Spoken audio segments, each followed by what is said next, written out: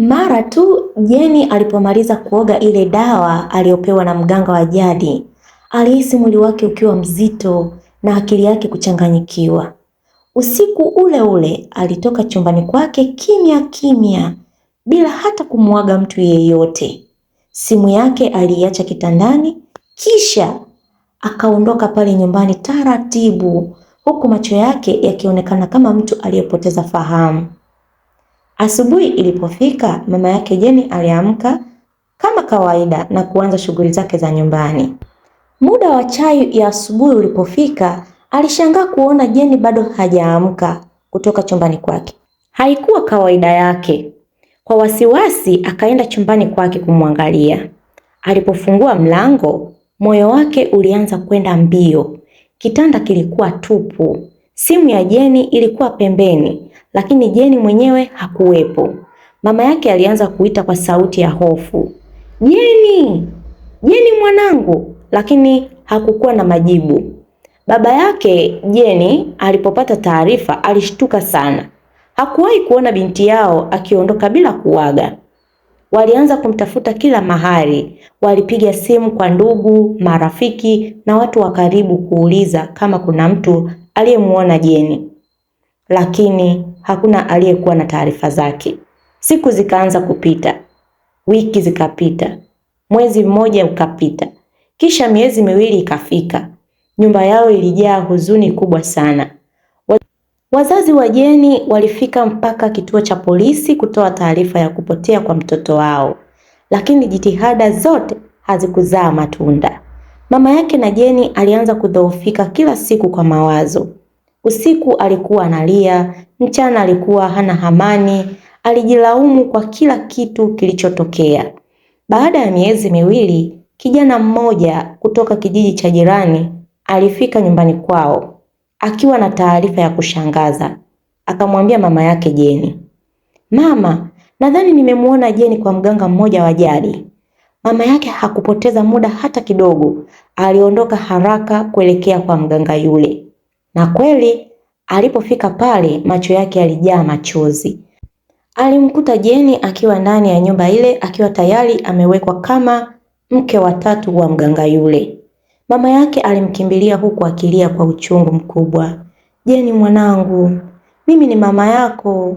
Lakini Jeni hakumtazama hata kidogo. Alikaa kimya kana kwamba amepoteza fahamu au amepumbazwa.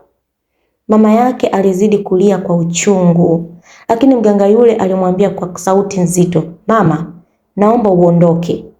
Mama yake Jeni alijawa na hasira na maumivu. Akamwambia, "Binti yangu amekukosea nini? Utalipia kwa hili." Lakini hakukuwa na msaada wowote. Mama yake Jeni alirudi nyumbani akiwa amevunjika moyo kabisa.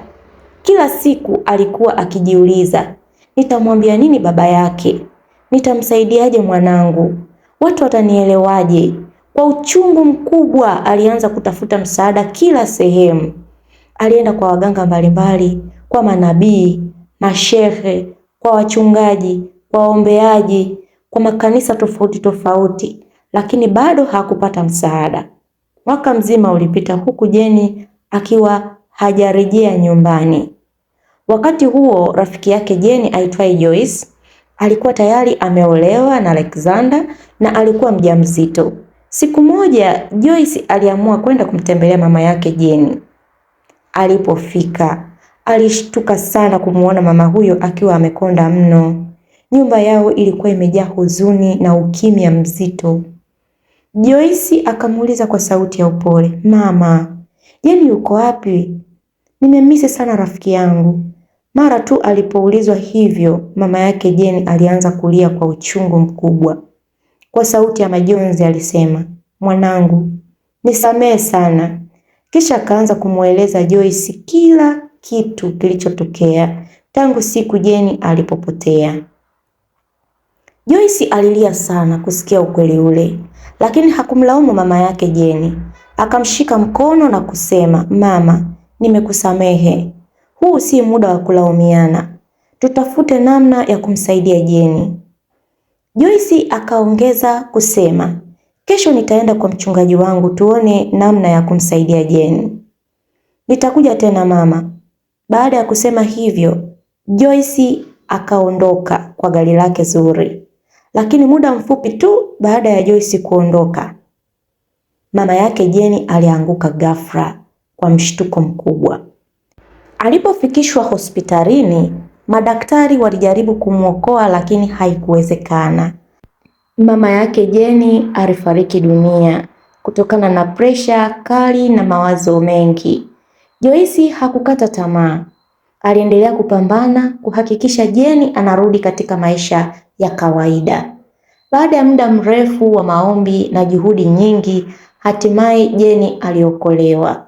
Lakini aliporudi alikuwa tayari ana mtoto mdogo wa kike. Siku moja Jeni alimwangalia Joyce kwa macho yenye huzuni na kumuuliza, "Mama yangu yuko wapi?" Joyce alinyamaza kwa muda huku machozi yakimtoka.